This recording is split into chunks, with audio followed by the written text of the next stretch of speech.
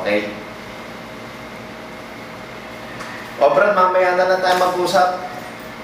Alam ko, importante yung pag-uusapan natin, pero meron akong mas importanteng bagay na gagawin eh. May babatiin kasi kung importanteng tao sa mundo. O sige, mamaya na lang. Okay, God bless. Hi, Vince the Prince, Pastor Alvin. Happy birthday sa'yo. At isang taon na naman ang nadagdag sa buhay mo. At okay lang yan. Kasi parang ako lang ikaw. Marami ng birthday na dumaan sa buhay natin. Naubos na nga yung daliri natin sa kamay, kabibilang ng birthday. Pero hindi naman tayo tumatanda.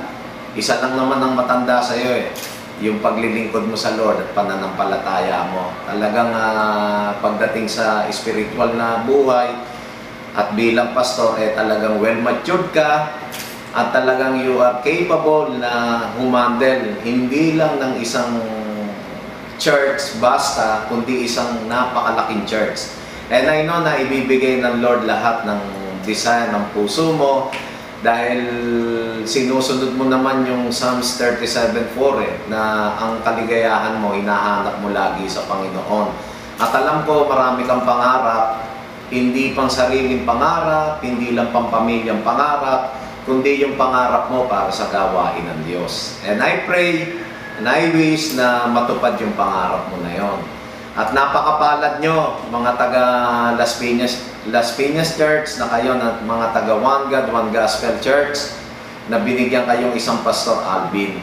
Sabi nga, hindi raw lahat ng gwapo nag-aartista, kundi nagpapastor.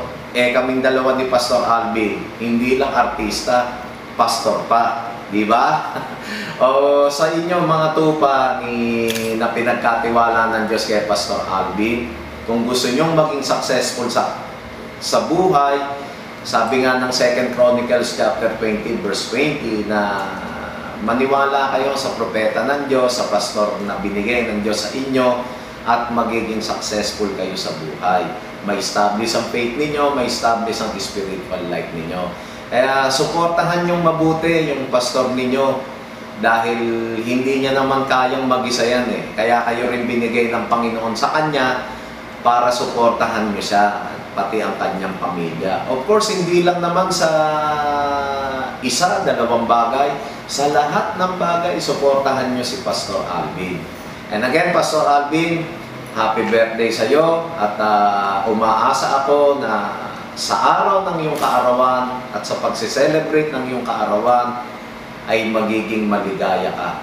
Pastor Alvin, aking kaibigan, kapatid, kamanggagawa sa Panginoon, happy birthday sa iyo, Pastor Alvin. God bless you.